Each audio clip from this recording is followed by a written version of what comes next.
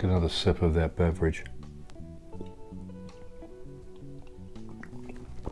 I don't know if I'm gonna get in trouble with YouTube or not. Well, we'll see. As we talked before, the Speedmaster PCE 274.1023. These are a full floating connecting rod, and the reason why I chose these rods is that these are super cheap. They retail for approximately $414, but got them on sale from Speedmaster for $331. These are about 648 grams, give or take a gram or two. It says these connecting rods, when you look at them and everything else, they say that they're weight matched. Yeah, you know, they are. They're pretty good, but there's nobody, you know, they actually put the sticker over the weight match. I mean, what the big end and the small end rod is, and there's no paperwork that comes with it. It just comes in little boxes that look like this. Nothing's written on the sides. AKA Procomp Electronics something. I guess it's two different companies that they've merged together, or I don't know, whatever their story is, but yeah. Basically came like this in a box with some wrapping on it, and that's about it. It's coming in.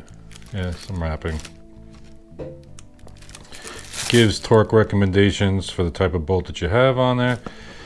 What's funny about this is that this doesn't say where it's made. Either US, but you know, we're all guessing, obviously, that they're probably a Chinesium connecting rod.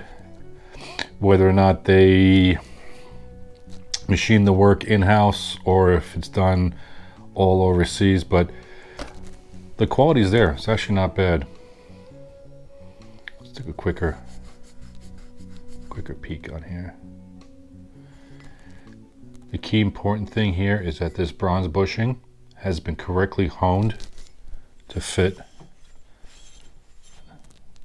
the floating piston. Slides in really nicely, and that's another reason why we went with a connecting rod like this, is because obviously this factory setup is a pressed in.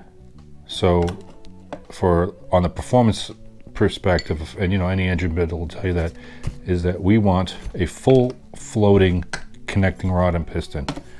That means once everything is oiled up here, hold on, you can assemble the connecting rod yourself and everything is silky smooth.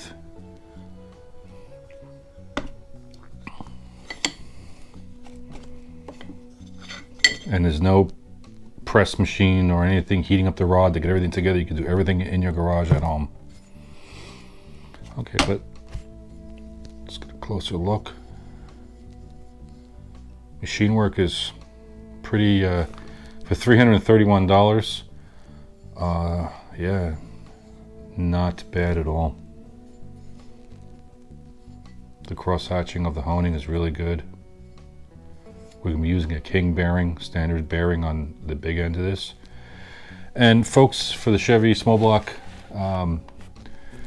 when you're ordering connecting rods, make sure they fit your application. And what I mean by that is that if you're ordering a set of pistons, make sure they have the right pin size so it fits in.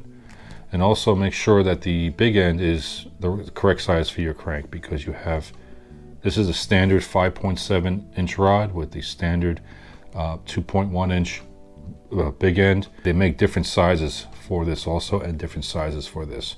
And also you can go in different lengths rods and all that kind of stuff for stroker motors, and then you got to worry about matching the right piston with everything else. But that's just basic engine 101. So this is just a quick review of everything. Once we start getting a little more detailed of putting the engine together and taking apart the other engine, we'll go ahead and measure everything. We'll go ahead and make sure everything fits correctly. And yeah, enjoy.